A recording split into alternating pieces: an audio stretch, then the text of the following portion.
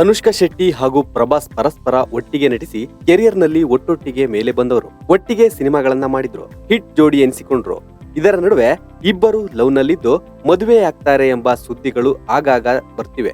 ಆದ್ರೆ ಇದಕ್ಕೆ ಈಗ ಉತ್ತರ ಸಿಕ್ಕಂತೆ ಆಗಿದೆ. ಅದರ ಬಗ್ಗೆ ನಾವು ಹೇಳ್ತೀವಿ. ಅದಕ್ಕೂ ಮೊದಲು ಬಾಸ್ ಟಿವಿ ಕನ್ನಡ ಚಾನೆಲ್ ಅನ್ನ ಸಬ್ಸ್ಕ್ರೈಬ್ ಮಾಡಿ. ಬಾಹುಬಲಿ ಚಿತ್ರದ ಮೂಲಕ ದೇಶಾದ್ಯಂತ ಮನ್ನಣೆ ಗಳಿಸಿದ ಪ್ರಭಾಸ್ ಆ ಬಳಿಕ ದೊಡ್ಡ ಚಿತ್ರಗಳ ಮೂಲಕ ಪ್ರೇಕ್ಷಕರ ಮುಂದೆ ಕಾಣಿಸಿಕೊಂಡಿದ್ದಾರೆ. ಇತ್ತೀಚೆಗೆ ಸಲಾರ್ ಮತ್ತು ಕಲ್ಕಿ ಚಿತ್ರಗಳೊಂದಿಗೆ ದೊಡ್ಡ ಹಿಟ್ ನೀಡಿದ್ರು. ಇದೀಗ ಸಲಾರ್ 2 ಮತ್ತು ರಾಜಾ ಸಾಬ್ ಚಿತ್ರಗಳಲ್ಲಿ ನಟಿಸುತ್ತಿದ್ದಾರೆ. ಅರ್ಜುನ್ ರೆಡ್ಡಿ ಮತ್ತು ಅನಿಮಲ್ ನಂತಹ ಬ್ಲಾಕ್ ಬಸ್ಟರ್ ಚಿತ್ರಗಳನ್ನ ಮಾಡಿದ ಸಂದೀಪ್ ರೆಡ್ಡಿ ವಾಂಗ ಪ್ರಭಾಸ್ ಅವರೊಂದಿಗೆ ದೊಡ್ಡ ಸಿನಿಮಾ ಮಾಡಲಿದ್ದಾರೆ. ಈ ಸಿನಿಮಾಗೆ ಸ್ಪಿರಿಟ್ ಎಂದು ಹೆಸರಿಡಲಾಗಿದೆ.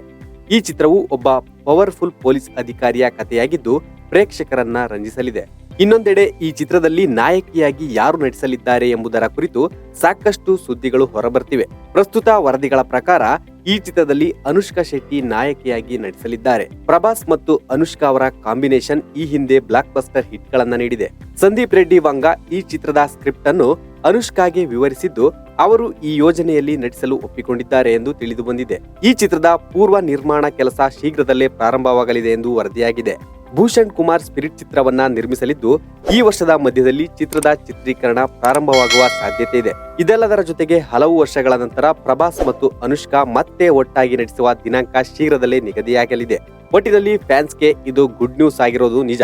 Bureau report, boss TV Kannada. Latest ಹಾಗೂ ಇಂಟ್ರೆಸ್ಟಿಂಗ್ ಸುದ್ದಿಗಳಿಗಾಗಿ ಬಾಸ್ ಟಿವಿ ಕನ್ನಡ ಚಾನೆಲ್ನ ಸಬ್ಸ್ಕ್ರೈಬ್ ಮಾಡಿ. ಹಾಗೆಯೇ ಬೆಲ್ ಐಕಾನ್ ಪ್ರೆಸ್ ಮಾಡಿ. ಇದರ ಜೊತೆಗೆ ಫೇಸ್ಬುಕ್, ಇನ್ಸ್ಟಾಗ್ರಾಮ್, ಎಕ್ಸ್ ನಲ್ಲೂ ಮಿಸ್ ಮಾಡದೆ ಫಾಲೋ ಮಾಡಿ.